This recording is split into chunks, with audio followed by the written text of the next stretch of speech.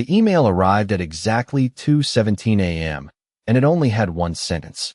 You already gave me your company. You just do not know it yet. Stay with me, because nothing about what happened next was coincidence. Ethan Cole read it twice, then a third time, the glow of his Manhattan penthouse reflecting off the glass walls like a silent witness. At 38, he was the kind of CEO who trusted numbers more than people, patterns more than instincts. And yet this message did not feel random. It felt precise, almost personal. 3 years earlier, Olivia Hartwell had signed the divorce papers in a quiet office in downtown Chicago, 7 months pregnant, her hands steady even as her world narrowed into something unrecognizable. To outsiders, it looked clean, mutual, strategic. Ethan had called it a necessary step for the company's future. But the truth lived in smaller details. The way Olivia paused before signing the final document. The way she asked one question he never answered. Do you actually understand what you are asking me to give up? He did not. Or maybe he chose not to. Because at the time, Ethan was already moving forward, already calculating the next quarter, the next deal, the next version of his life without complication. And Olivia, she became a closed file. Or at least, that is what he believed. Back in the present, Ethan forwarded the email to his head of security with a single note. Trace this. His voice was calm when he called his assistant, but his fingers lingered on the screen longer than usual. Something was off.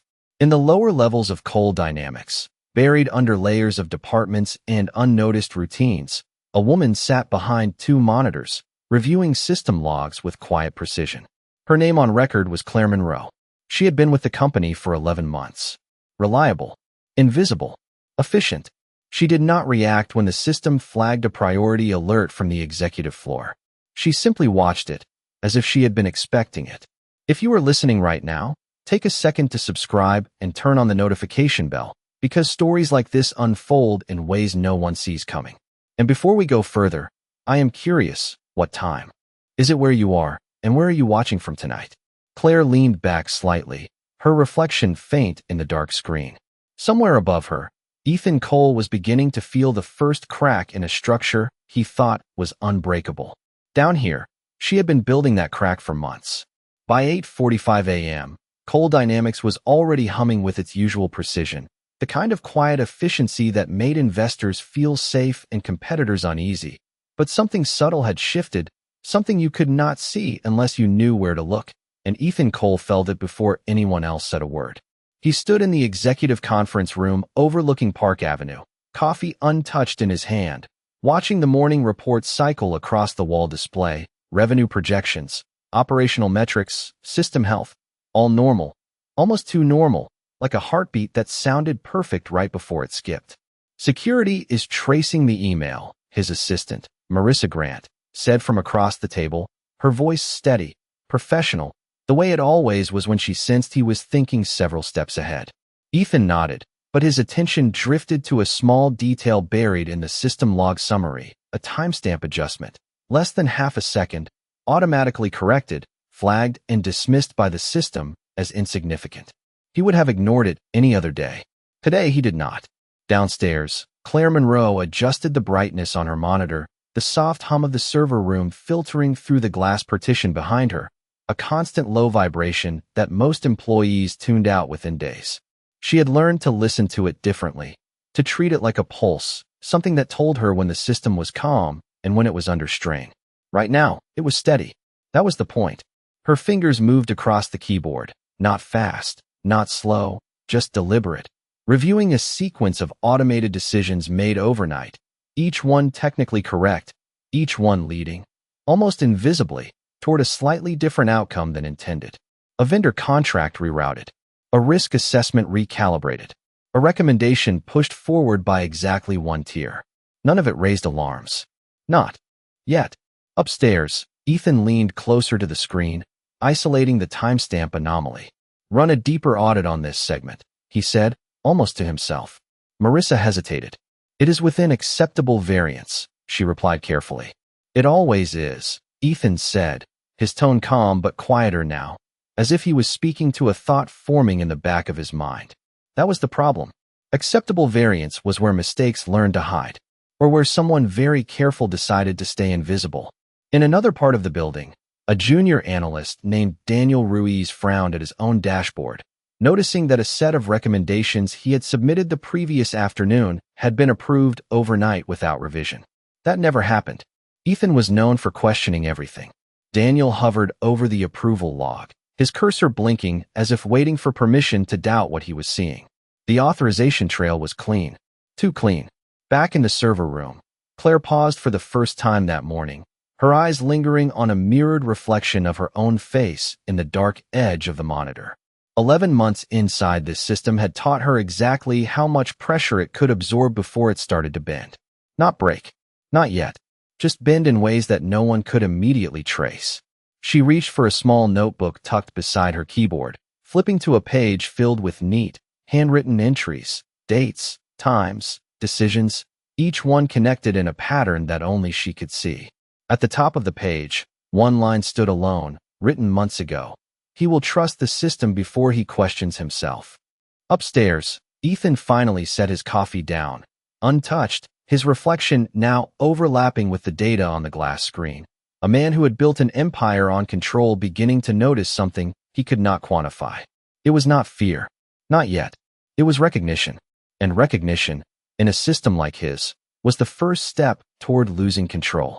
The first time Olivia Hartwell realized something was wrong, it was not during the divorce, and it was not when Ethan stopped coming home before midnight.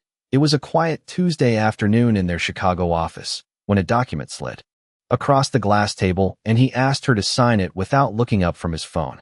It had seemed small at the time, just another agreement, another temporary restructuring he said would help streamline assets before a major expansion, and Olivia, who had spent years believing in his vision, signed it with the same steady hand she used for everything else, trusting that she was part of something they were building together. Months later, she would remember the exact weight of that pen, the way it hesitated for a fraction of a second before touching paper, as if her body had known before her mind did. Back in the present, Claire Monroe scrolled through a secured archive deep within Cole Dynamics' internal system, her access masked behind layers of routine permissions, the file names clinical, unremarkable, but one of them carried a familiar structure, a contract template modified 3 years ago, time-stamped within minutes of the original version that Olivia had signed. She opened it slowly, not because she needed to confirm what it contained, but because revisiting it was part of the process, a reminder of how carefully everything had been constructed. Upstairs, Ethan stood alone now, the conference room empty, Marissa dismissed with a quiet nod, the glass walls reflecting a man who had always believed that control was something you maintained by staying ahead of variables. He replayed the morning in his head, the email, the anomaly, the subtle misalignments that should not exist in a system he had designed to eliminate uncertainty. There was a time when Olivia would have been standing beside him in moments like this, not asking questions, just observing, noticing details he overlooked, offering insights he often took for granted. He pushed the thought away, but it lingered, not as nostalgia, but as an unresolved equation. Years earlier, Olivia had started asking questions about the company's financial structure, not confrontational, just curious, the way she always approached things, trying to understand how decisions connected, how numbers translated into real consequences. Ethan had smiled at first, calling her thoughtful, then later, when her questions became more specific, more precise, he had begun redirecting the conversation, simplifying answers, framing complexities as unnecessary concerns. It was not deception in the obvious sense. It was something quieter, a gradual narrowing of information, a way of shaping her understanding without her realizing it was being shaped. Downstairs, Claire's reflection flickered again in the monitor as she pulled up a sequence of asset transfers tied to that original contract. Each one legal, each one approved, each one building on the last until ownership itself became something fluid, something that could shift without triggering alarm. The hook was not in the numbers. It was in the timing. Every transfer aligned with moments when Olivia had been isolated, distracted, or persuaded to trust decisions she did not fully see.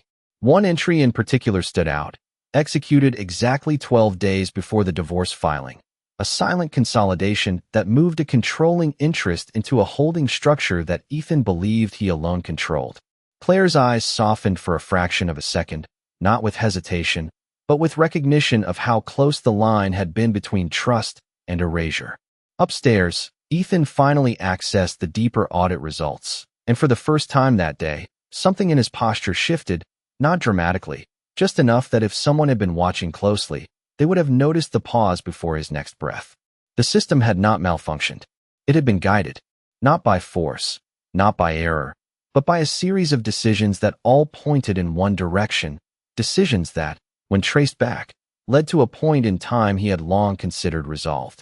He pulled up archived contracts, fingers moving faster now, searching for a pattern he could name, something concrete he could confront. And then he saw it, a version history he did not remember authorizing, a subtle modification embedded in a document he had not reviewed in years. The same document Olivia had signed. Downstairs, Claire closed the file without urgency, her notebook still open beside her, the line at the top unchanged, but the page beneath it now filled with confirmations rather than plans.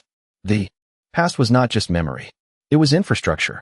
And somewhere between what Ethan thought he had built and what Olivia had quietly endured, the foundation had already shifted long before he ever noticed the first crack. The call came in just after 11:12 a.m., routed through internal legal before it ever reached Ethan's desk, which in itself was unusual, because nothing moved through cold dynamics without his visibility, not anymore. He picked up on the second ring, expecting a routine clarification, but the voice on the other end was measured in a way that immediately reset the room around him. Ethan, this is Harold Whitaker from Whitaker & Lowe. We need to discuss a controlling interest discrepancy tied to your holding structure. There was no accusation in the tone, which made it worse. Ethan leaned back slowly, eyes fixed on the skyline as if distance could help him process what he was hearing.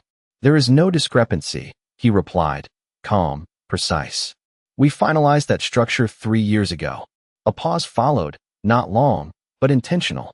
That is exactly what concerns us, Harold said. Because according to the most recent reconciliation, the controlling rights you believe you hold are conditional. Downstairs, Claire Monroe did not look up when the internal alert updated in the corner of her screen, a silent confirmation that the external review had been triggered. She had not initiated it directly. That was never the strategy. Instead, she had positioned the data so that it would surface on its own, clean enough to pass scrutiny, complex enough to demand it. Upstairs, Ethan stood now, pacing once across the length of the conference room, not out of panic, but calculation. Conditional on what? He asked, his voice lower. Another pause, this one heavier. On a co-signatory clause embedded in the original asset transfer agreement, Harold answered. A clause that was activated upon the filing of your divorce. Ethan stopped walking. For a moment, the room felt smaller, not physically, but conceptually, like the boundaries of something he thought he understood were closing in. That clause does not exist, he said, but even as he spoke, his mind was already replaying the document, the version history, the line he had just uncovered.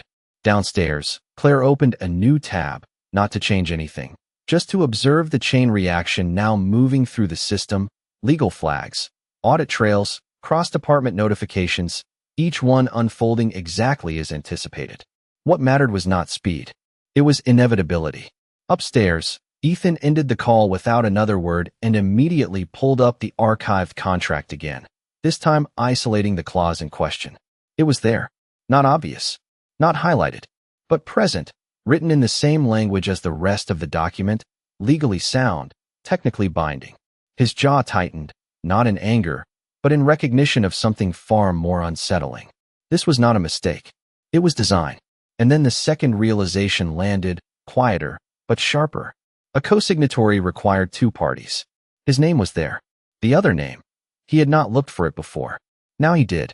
Olivia Hartwell. The room did not react, but something inside it shifted permanently. Years ago, he had believed that signature marked an ending, a clean separation, a necessary correction.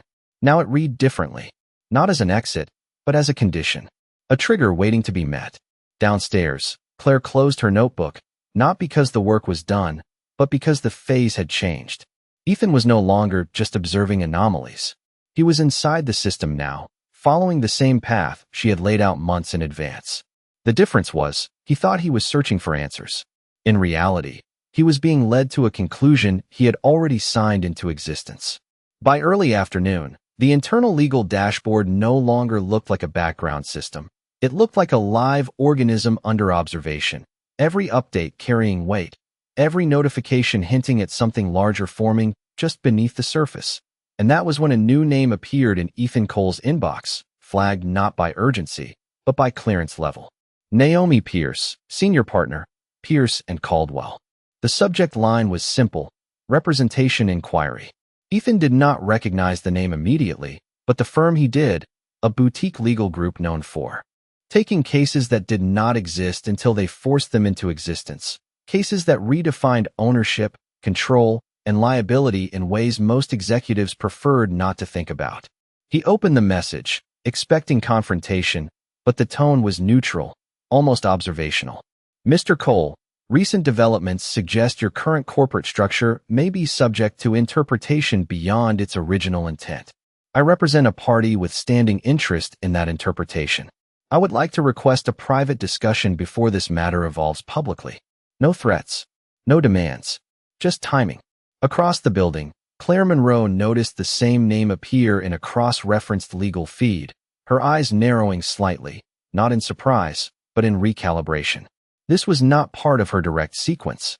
She had not triggered Naomi Pierce, which meant one of two things. Either the system had reached a point where external actors were now moving independently, or Naomi Pierce had been watching long before the first anomaly surfaced.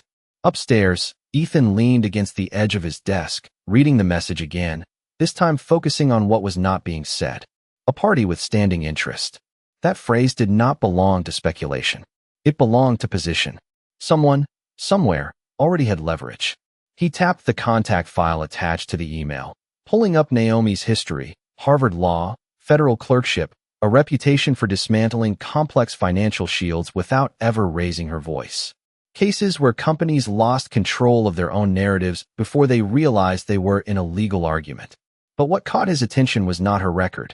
It was a footnote buried in an older case summary, a co-counsel listed under a different firm 3 years ago, Victor Lang.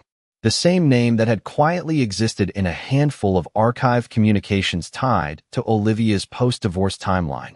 Never central, always adjacent.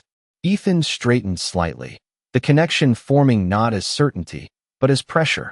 Downstairs, Claire opened a secondary archive, pulling up references to Pierce and Caldwell, tracing their recent activity, their filings, their silence.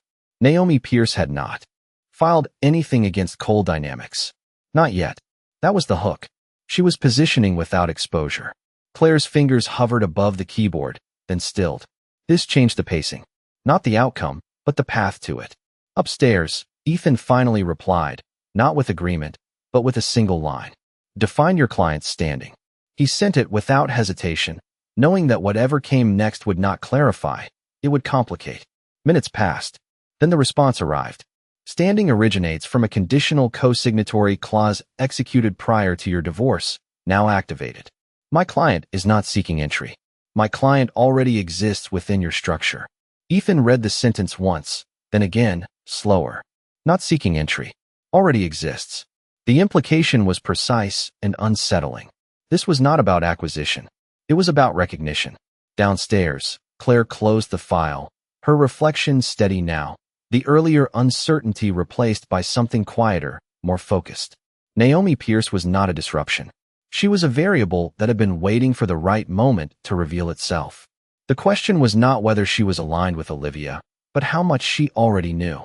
And somewhere between Ethan's growing awareness and Naomi's carefully measured approach, the balance of control shifted again, not visibly, not dramatically, but enough that for the first time, the system no longer belonged entirely to the man who thought he built it.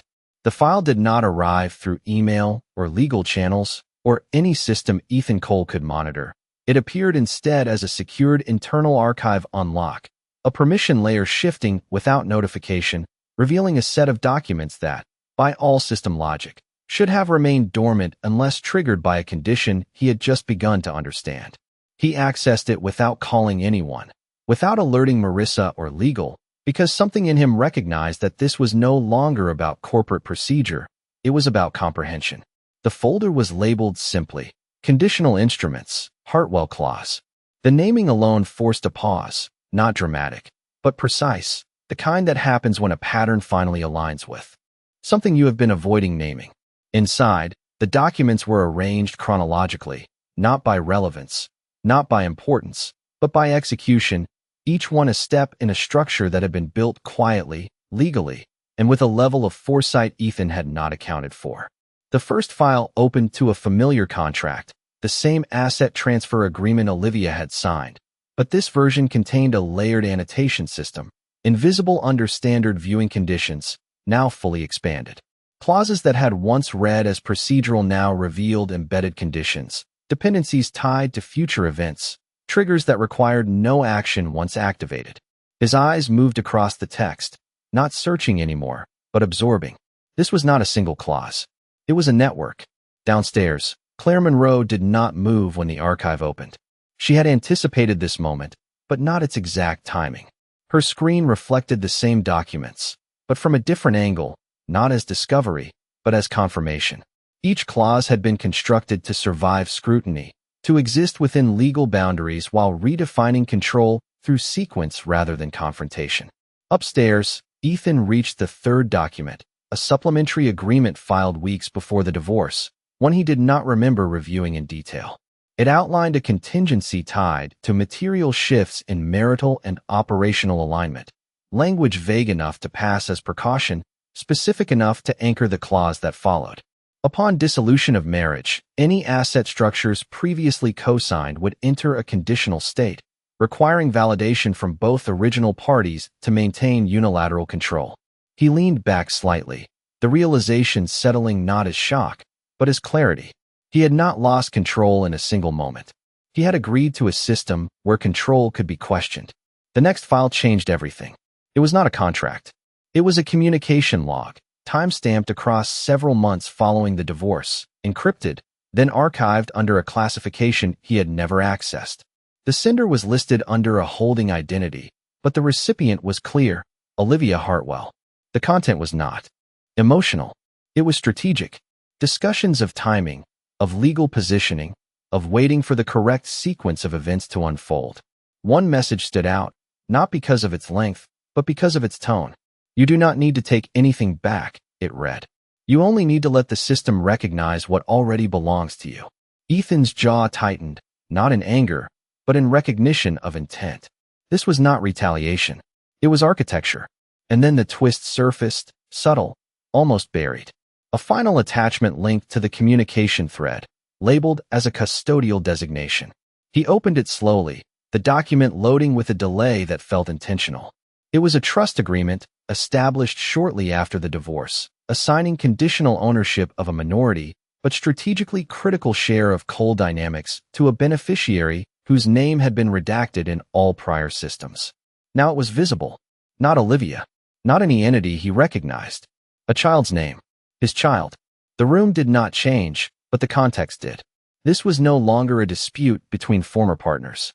It was a structure that extended beyond him, beyond Olivia, into something designed to outlast both of them. Downstairs, Claire's reflection shifted slightly as she read the same name, her expression not revealing surprise, but something closer to resolution.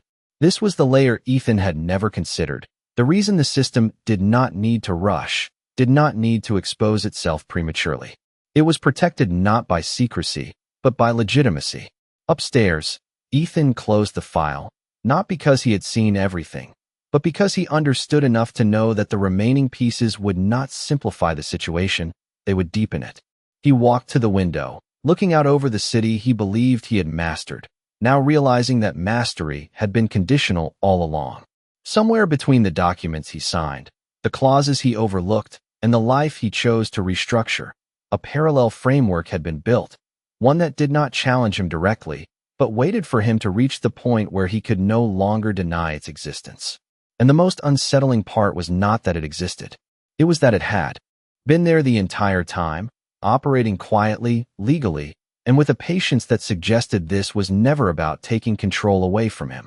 It was about proving that he had never held it alone.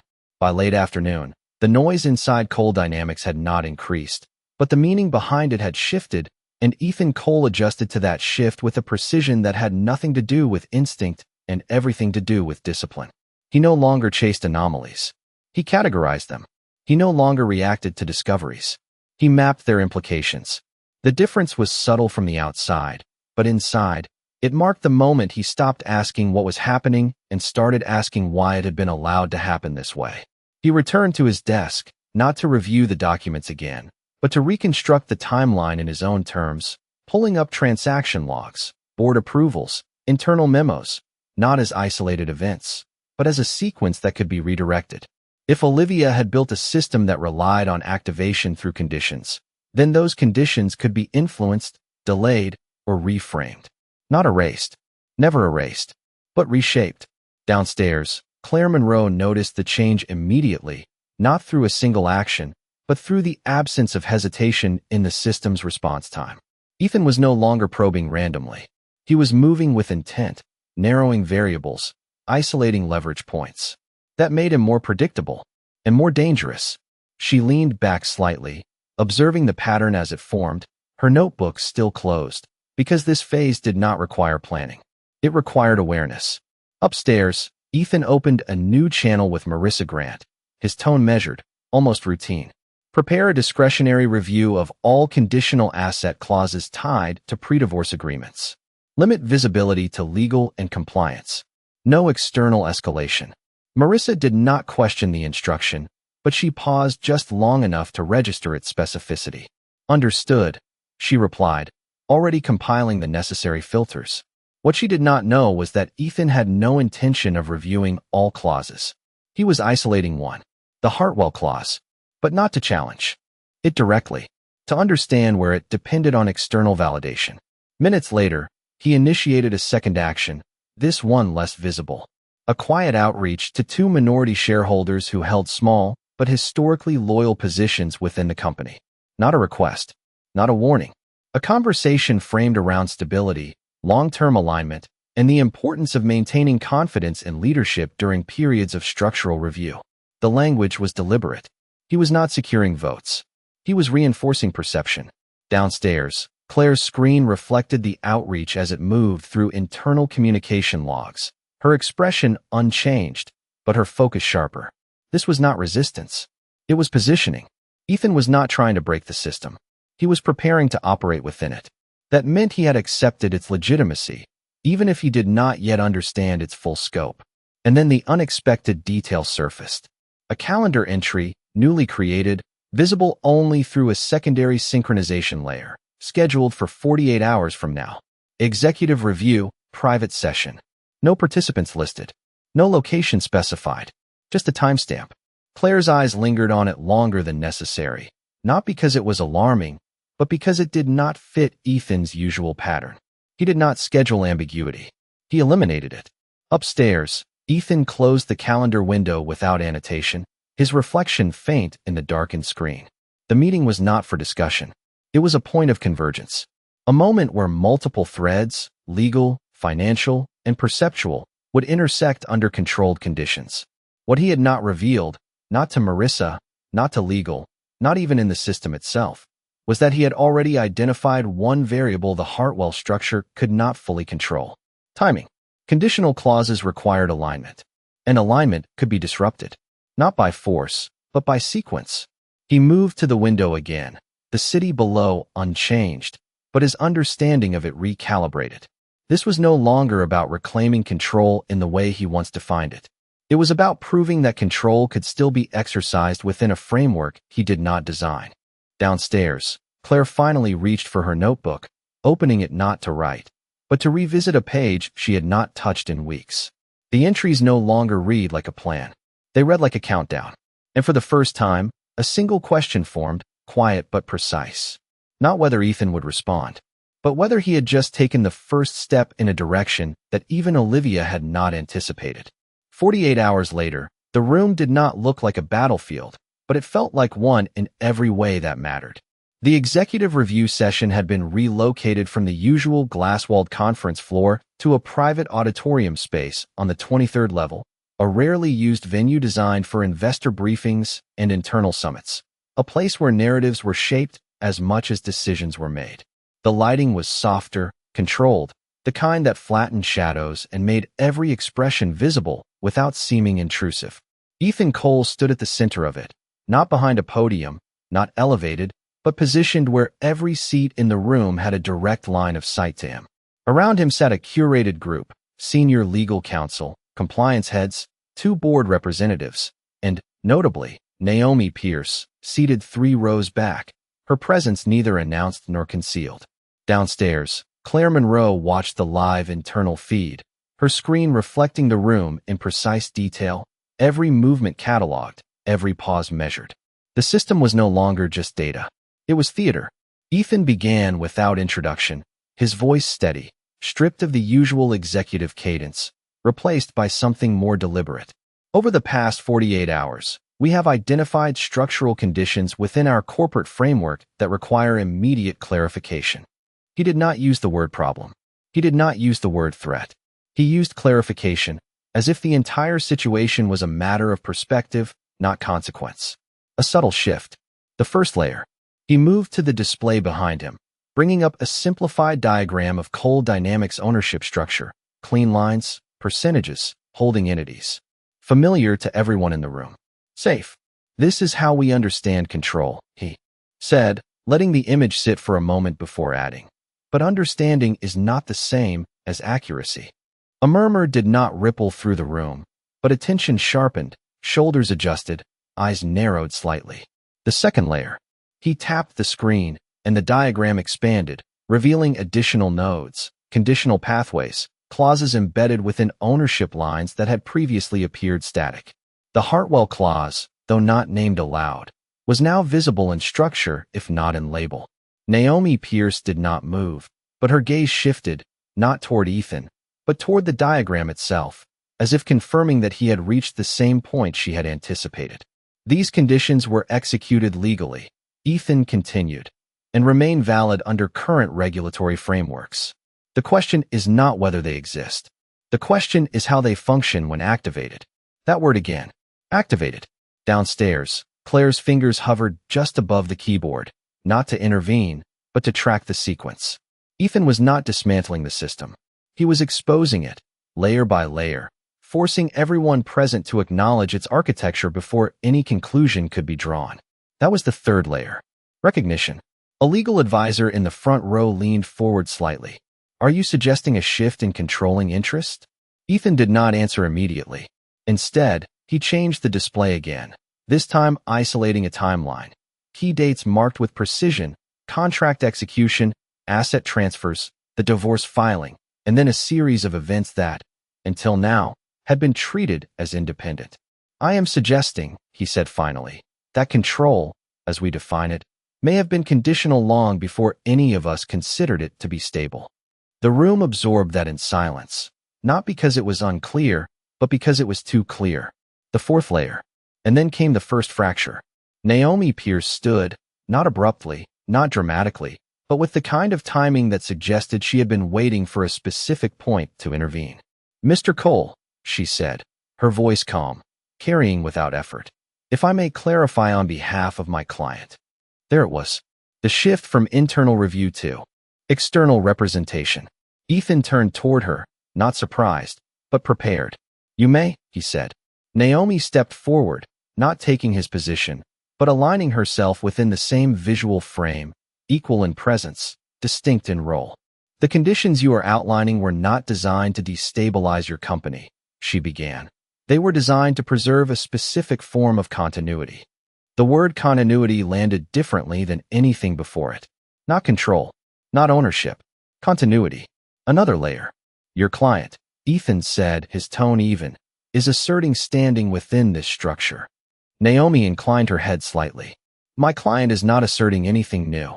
My client is operating within a framework that was mutually agreed upon. Mutually. The word echoed without sound. Downstairs, Claire exhaled slowly, not from tension, but from alignment. The narrative had reached the point where intention could no longer be separated from outcome. Upstairs, Ethan shifted his stance slightly, not defensive, but recalibrated. And that framework, he said, includes a beneficiary designation that extends beyond either of us. Naomi did not hesitate. It does. The room tightened, not physically, but in focus. Board representatives exchanged brief glances, not yet alarmed, but aware that the conversation had moved beyond standard governance. The fifth layer. Ethan turned back to the display, bringing up the final document, the trust agreement, but with one detail still withheld. This designation, he said, introduces a variable that changes how control is interpreted over time. He paused, not for effect, but for precision. A variable that is not present in any standard ownership model. Naomi watched him closely now, not to challenge, but to measure. You are referring to the beneficiary, she said. Ethan nodded once. I am. He did not reveal the name. Not yet. Instead, he shifted again, pulling up performance metrics, company growth, stability indicators, all pointing upward. Coal Dynamics has not suffered under this structure, he said. In fact, it has thrived. A subtle but critical point. The system had not weakened the company. It had protected it. The sixth layer. Naomi's expression softened, not in concession, but in acknowledgement. That was always the intention, she said. And there it was. Not revenge. Not takeover. Intention. Downstairs, Claire's eyes closed for a brief second, not in relief, but in recognition of how close the narrative was to its core truth. Upstairs, Ethan let the silence settle, not as a gap, but as a transition. Then the question becomes, he said, his voice quieter now, but carrying more weight, who this structure ultimately serves. He looked directly at Naomi, and whether that purpose aligns with the future of this company. Naomi held his gaze, unflinching. It does, she replied, but not in the way you have defined it. The final hook of the moment, not a resolution, but a redefinition. The room did not erupt. It did not need to. The shift had already occurred, not in volume, but in understanding. Control was no longer a fixed point. It was a shared condition, governed by agreements that had outlived the assumptions behind them. And somewhere beneath the surface, still unseen, still unspoken, the final piece remained, the identity that connected every clause, every condition, every decision, waiting not to be revealed, but to be recognized at the exact moment it would matter most. No one spoke immediately after Naomi Pierce's final words, not because there was nothing left to say, but because everything that mattered had already been placed on the table, layered with precision, impossible to ignore and equally impossible to undo. The room remained still, yet the structure that had once defined it had shifted entirely, not collapsing in a dramatic moment, but dissolving under its own logic. Ethan Cole did not argue further. He did not challenge the documents again or attempt to reframe the narrative. Instead, he stood there, absorbing the full architecture of what had been built around him, recognizing that every decision he had made years ago had not disappeared, it had compounded. The board representatives exchanged measured looks, not of panic, but of recalibration, already adjusting to a model where authority was no longer singular. Legal teams began noting next steps. Quietly, language shifting from defense to compliance. Naomi remained where she was, composed, her role no longer to introduce tension, but to confirm resolution. Downstairs, Claire Monroe closed the live feed without hesitation, the screen returning to its neutral interface as if nothing significant had just occurred, but her stillness carried a different weight now. The system no longer required guidance. It had reached equilibrium. Upstairs, Ethan finally turned away from the display, not defeated, but changed in a way that did not require acknowledgement. He understood now that control had never been about holding everything. It had been about what you agreed to without fully seeing it. And he had agreed to more than he remembered. As the room began to empty, one detail lingered quietly in the background, a small line in the trust document that would outlast every conversation that had just taken place. A beneficiary whose future was now anchored in a structure neither conflict nor ambition could easily disrupt. Claire stepped away from her desk moments later, leaving her notebook closed, untouched, no longer a plan, no longer a countdown, just a record of something that had already completed itself. Outside, the city moved as it always did, unaware of the shift that had just taken place several floors above, unaware that an empire had not fallen, but been redefined in silence. Some outcomes do not need to be declared to be final. They simply continue under new conditions. If this story made you think, You can share your perspective and follow along for more. Thank you.